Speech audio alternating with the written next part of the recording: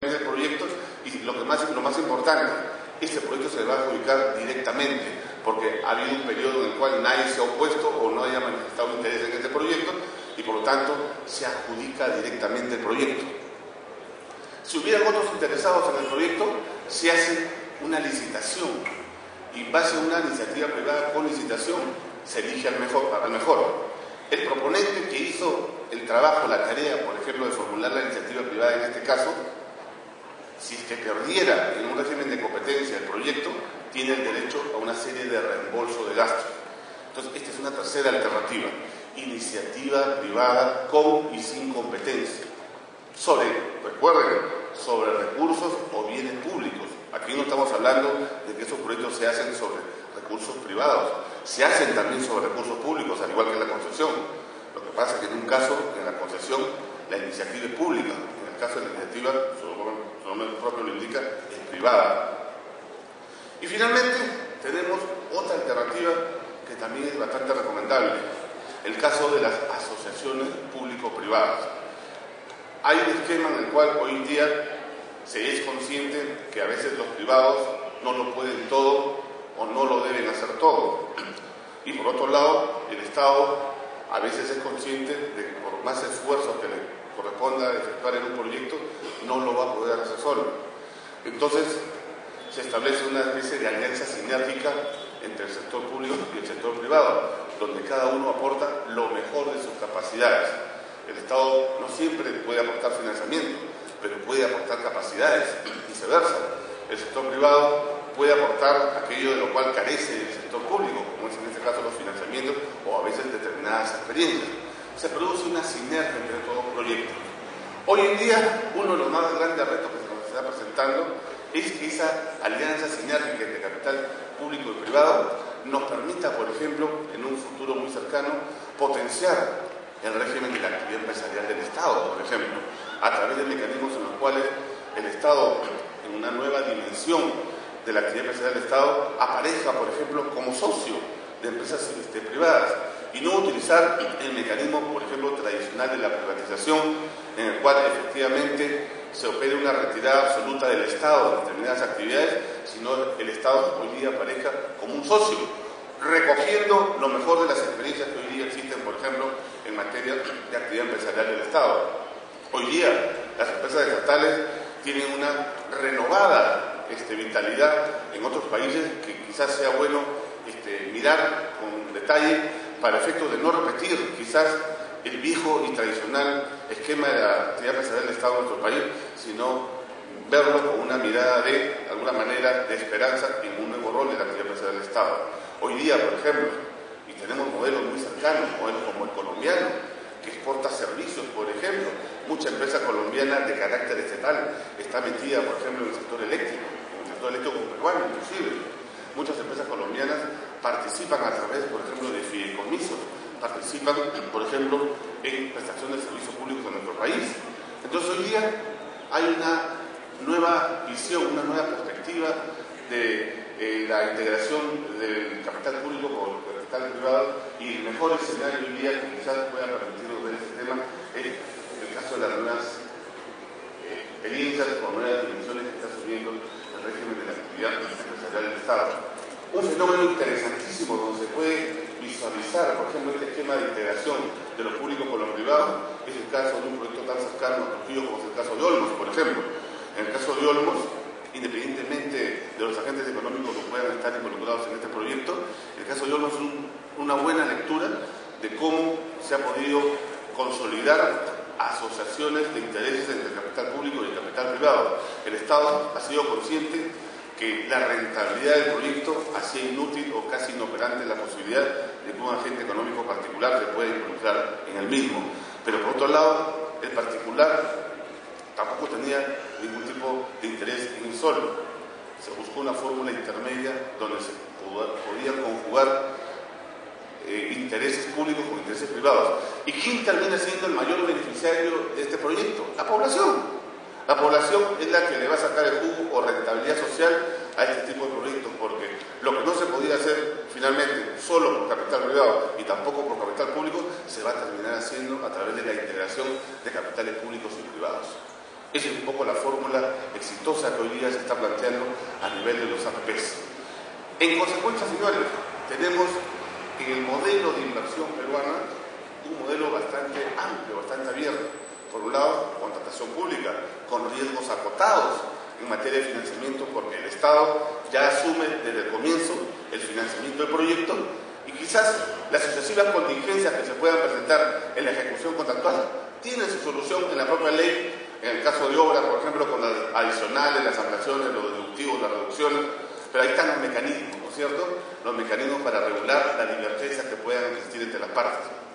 Pero en el otro esquema, el financiamiento es una tarea a conquistar. Cuando uno va en el otro esquema de concesiones, cuando va uno en el esquema de iniciativas, cuando finalmente uno va en el esquema de APPs, lo más importante no resulta ahí es quién fue elegido o seleccionado para contratar en este régimen como el Estado, sino cómo se canaliza el financiamiento del proyecto. El financiamiento del proyecto es inevitable conseguirlo a partir no del procedimiento de selección, sino a partir de los resultados del proceso de selección. Dicho de otro modo, y con esto voy culminando esta parte, cuando ustedes tienen un esquema de ley de contrataciones del Estado, el financiamiento es una condición sine qua non ya dada, y lo que debemos preocuparnos es en establecer reglas claras, objetivas y transparentes en materia de procedimiento de selección para que estas nos conduzcan a la celebración y ejecución adecuada de un contrato de servicios o de obra.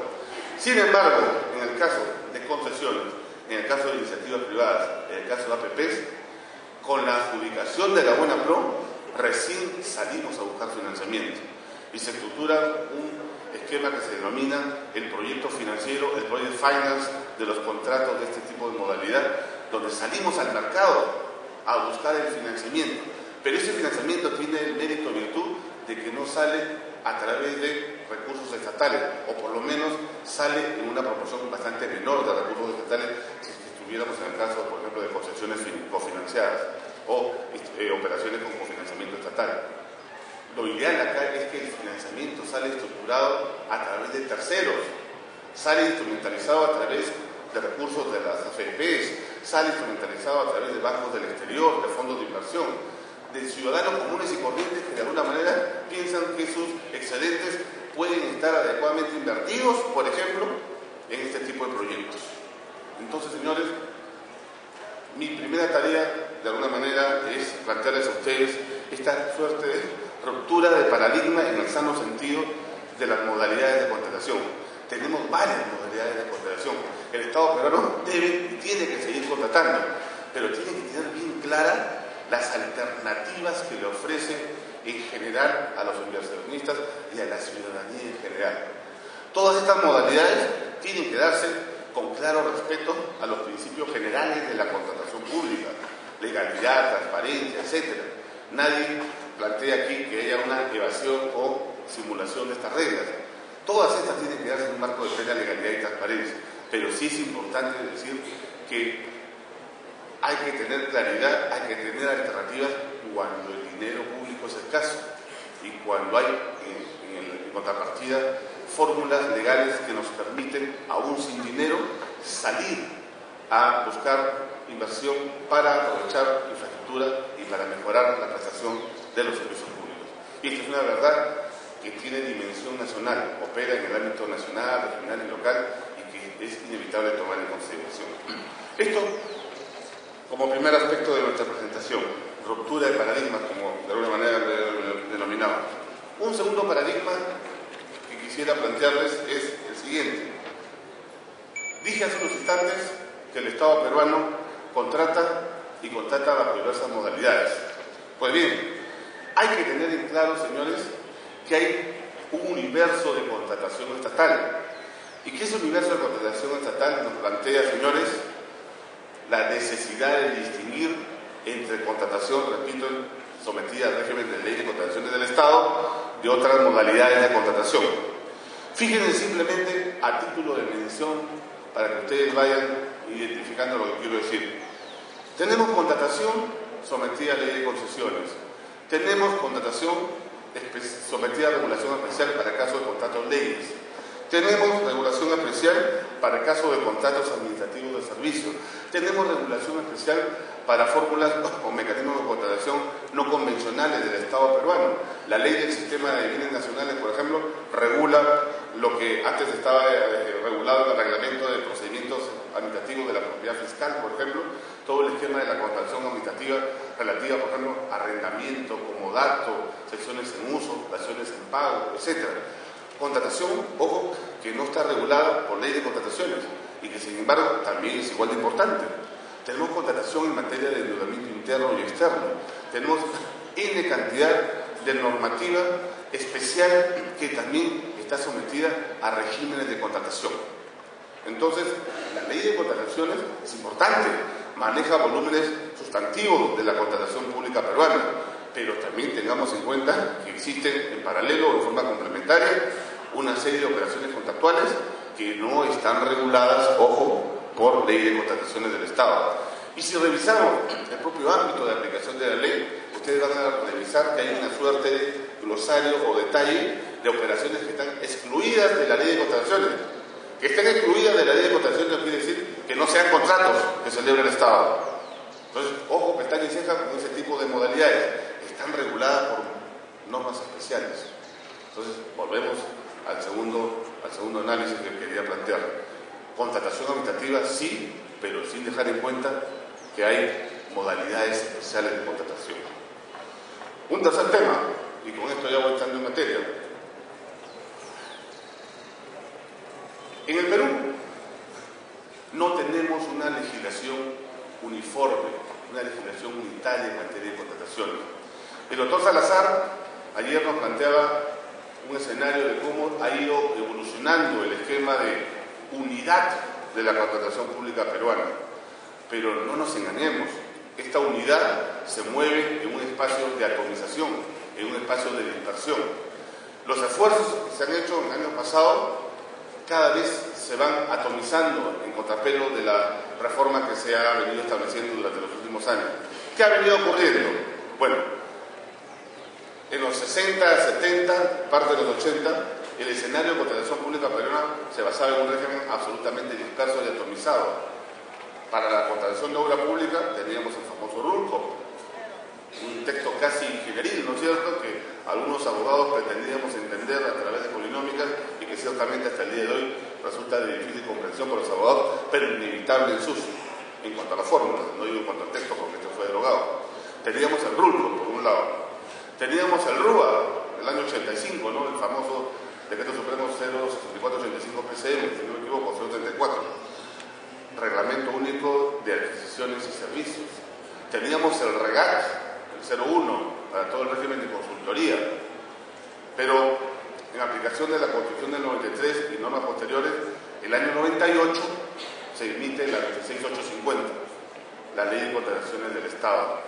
Primera norma que pretendió en su momento unificar el régimen de contrataciones que hasta ese momento se manejaba en forma dispersa.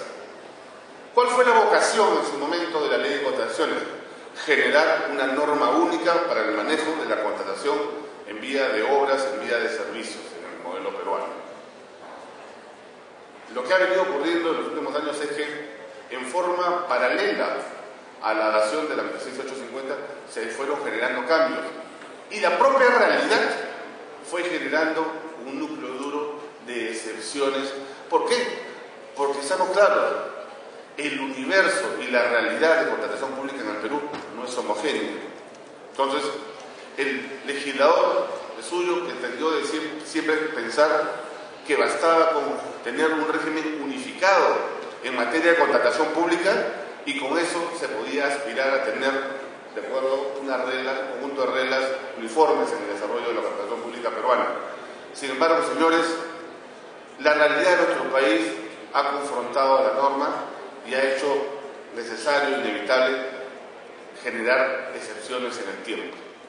Excepciones que se han justificado en algunos casos por razones objetivas, excepciones que en algunos casos habría que evaluar si fueron básicamente justificables. Hay instituciones, por ejemplo, como Petroperú o en su momento el PRONA, que tuvieron necesidades inevitables de generar excepciones a su modelo o régimen general de contratación. por la dinámica de su contratación.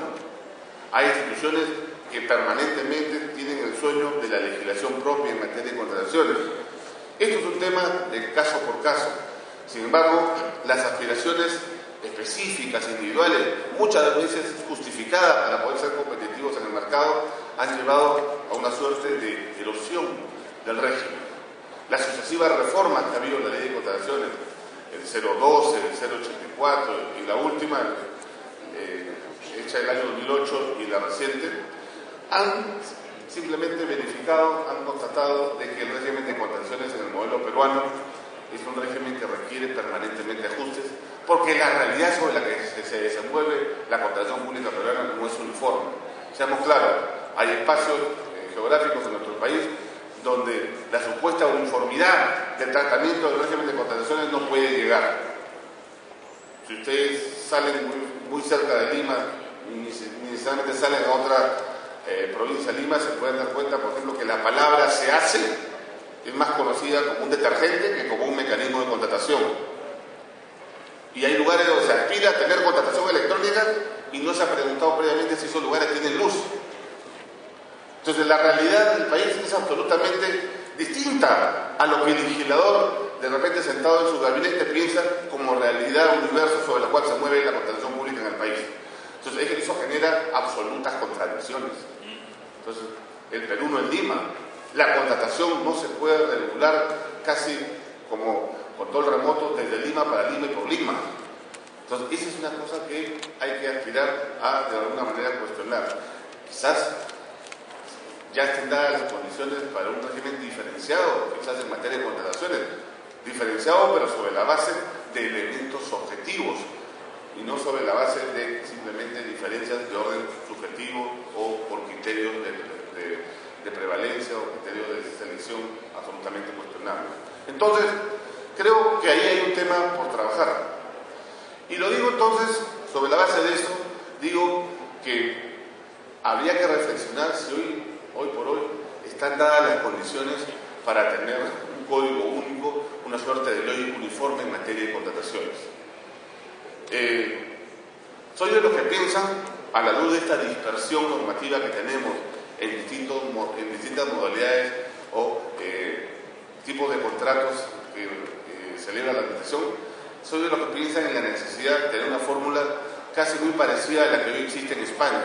En España, por ejemplo, hoy en día tenemos una ley marco de contratación, que es la ley que regula los contratos de la administración pública, o como ellos llaman, los contratos del sector público, donde se tienen un conjunto de disposiciones generales y comunes para todo tipo de contratación.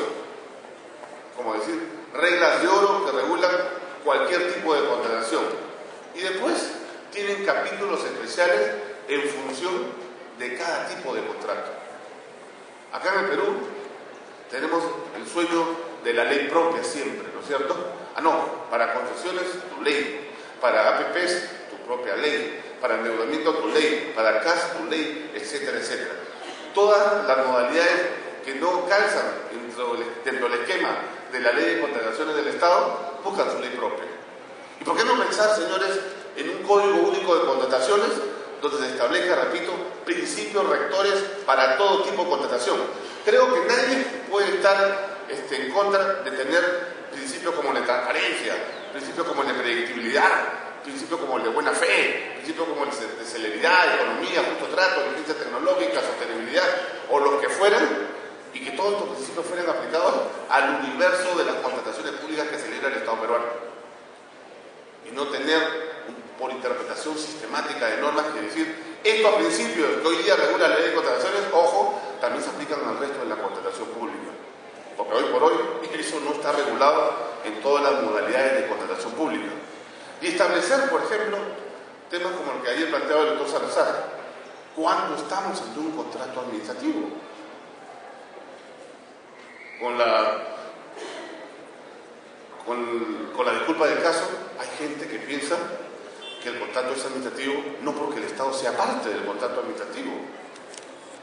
Hay gente que pensamos que el contrato es administrativo no porque el Estado sea una de las partes contractuales, sino porque la naturaleza de las prestaciones que se celebran en ese contrato hacen que ese contrato sea administrativo: prevalencia del interés general, prerrogativas exorbitantes, criterios prestacionales, y no necesariamente la sola presencia del Estado como parte, porque hoy por hoy el Estado no actúa solo como autoridad.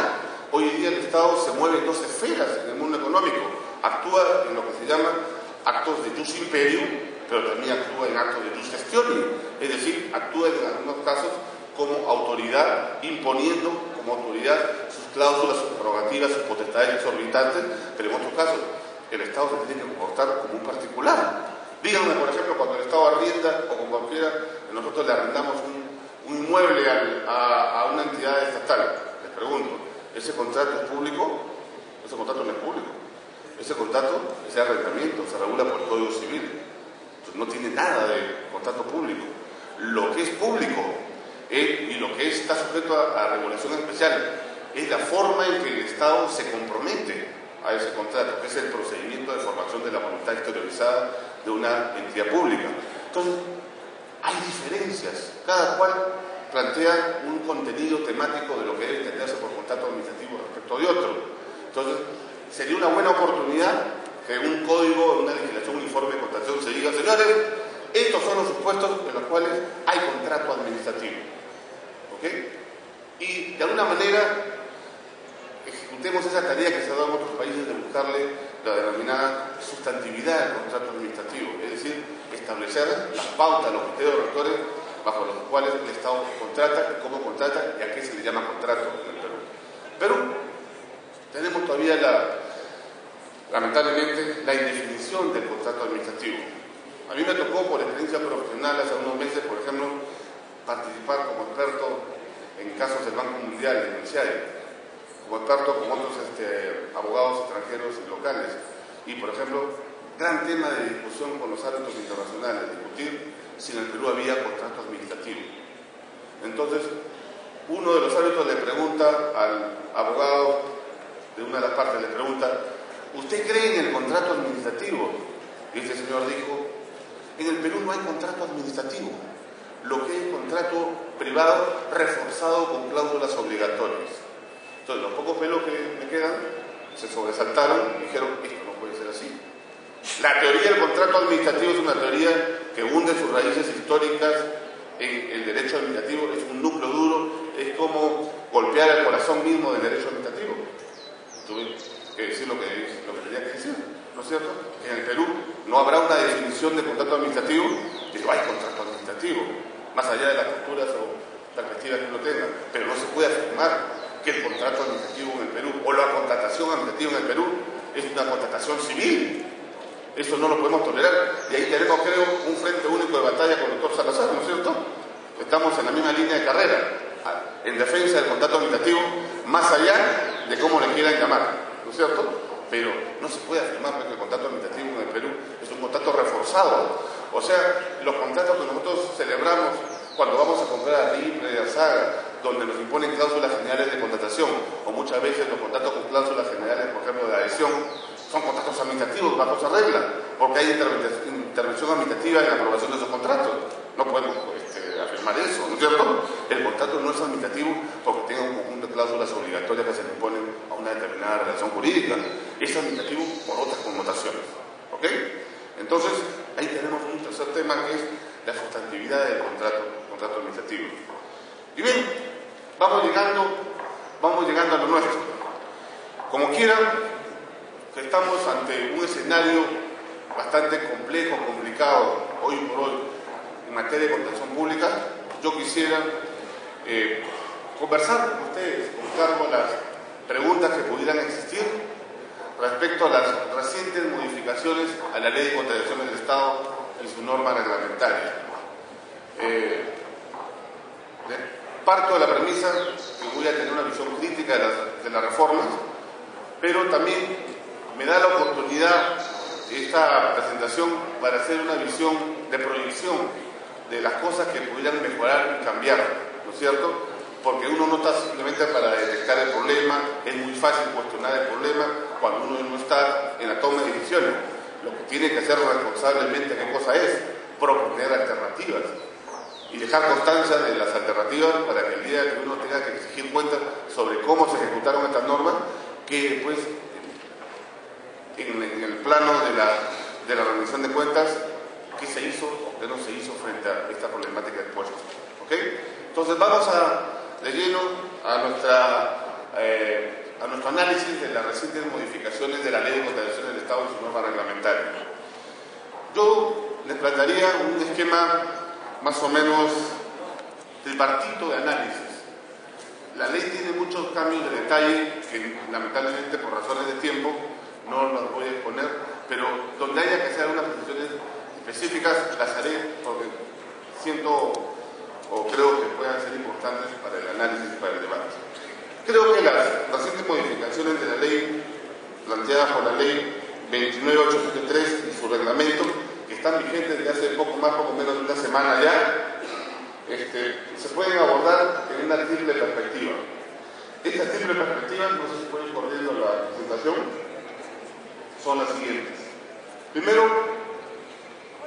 las modificaciones referidas al ámbito de aplicación de la ley.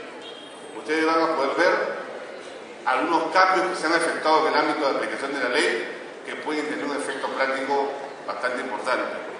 Un segundo esquema que voy a plantear son las modificaciones al procedimiento de selección que se regula en el ámbito de la ley de contrataciones.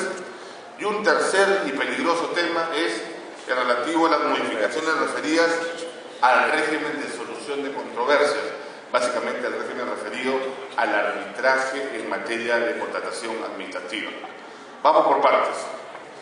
Un primer tema, no sé si podemos ir corriendo a la presentación, pero un primer tema es el relativo a lo que se denomina las entidades a las cuales se les aplica la ley de contrataciones. Ayer fuimos testigos, por ejemplo, de la valiosa presentación de los amigos de UNOPS, que nos presentaron una serie de análisis, de presentaciones vinculadas a los trabajos, a las tareas que realiza UNOPS.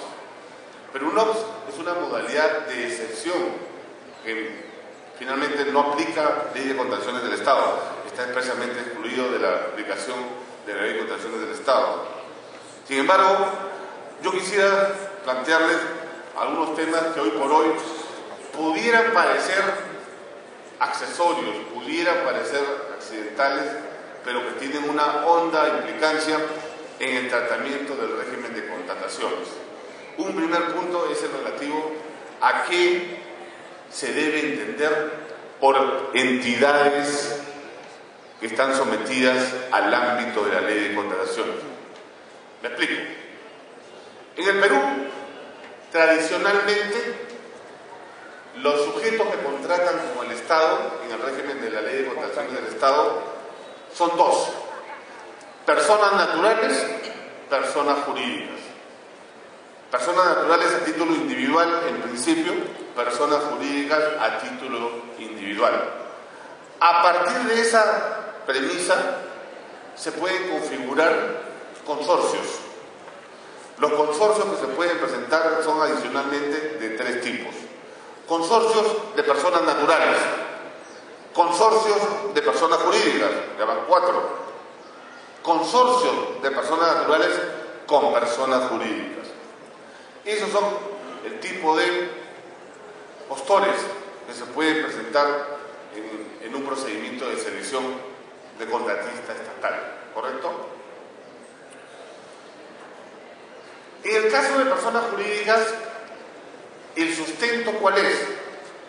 La existencia de una persona jurídica constituida conforme a ley, dotada de todos los atributos y características que son propios de una persona jurídica. Hay lo que se denomina el principio de personería jurídica. Las personas jurídicas, que duda cabe, son una creación artificial del derecho, ¿no es cierto?, que, entre otras cosas, nos genera determinadas restricciones o amplitud de obligaciones que no tienen las personas naturales. Uno de los efectos de la personalidad jurídica es la responsabilidad limitada. Pues bien, ¿a dónde quiero llegar? Que el supuesto, cuando estamos ante entidades, es que las entidades que puedan ser contraparte de estas personas naturales jurídicas que contratan con el Estado son entidades públicas. Y el supuesto para que haya entidades públicas, ¿cuál es? Que hayan sido organizaciones creadas por mandato legal y que tengan personería jurídica, sean sujetos de derecho que gozan de personería jurídica. Esa es la idea, que sean personas jurídicas debidamente inscritas en los registros públicos. Sin embargo, ¿cuál es la novedad y cuál es el problema que no ha sido resuelto a propósito de la reforma? Si ustedes reparan en el numeral 3.1 del artículo 3 de la ley, se persiste en asignarle la noción jurídica de entidad pública a sujetos, entre comillas, de derecho que no son personas jurídicas, que son parte de una realidad que se presenta permanentemente en el sector público, pero que de alguna manera confronta principios y categorías que son esenciales dentro del ordenamiento jurídico administrativo. Me estoy refiriendo a figuras de carácter presupuestal que para efectos de la ley son reconocidos como entidades a pesar de que no son personas jurídicas. Por ejemplo, los proyectos, los programas, los fondos, los órganos desconcentrados, en general las denominadas unidades ejecutoras. Las unidades ejecutoras técnicamente son órganos, no son organismos. Son sujetos de derecho por ficción jurídica, son entidades de acuerdo a la ley de contrataciones, pero no son personas jurídicas. Y sin embargo la ley les reconoce la condición de entidades. ¿Y qué significa que sean entidades para efectos de la ley de contratación? Que son sujetos distintos de la organización en la cual están adscritas. Pensemos o reflexionemos por un instante en el caso de los ministerios, por ejemplo. Hay ministerios que tienen N cantidad de unidades ejecutoras. Técnicamente son ministerios. Tienen tantas entidades como unidades ejecutoras. Entonces, ¿cuál es el efecto práctico? Que se manejan como islas distintas al propio ministerio. Hay ministerios que tienen más unidades ejecutoras que otras. Técnicamente, pues un ministerio no es solo el ministerio, por así decirlo. Es el conjunto de proyectos, de programas, de unidades ejecutoras que tiene alrededor. Que pueden ser 5, 10, 15, 20. El Ministerio del Interior, por ejemplo, es uno de los ministerios que tiene la mayor cantidad de unidades ejecutoras. Porque cada dirección tiene su propia unidad ejecutora. Entonces, tenemos en el fondo entidades que se organizan alrededor de un ministerio. Y ustedes me dirán, pero esto es un tema de flexibilidad. Sí, entiendo que son necesarias, pero esto genera regímenes legales propios, personal con régimen laboral propio, muchas veces distinto al del propio ministerio. El personal de proyectos, por ejemplo, está en 728 y el personal del ministerio, por ejemplo,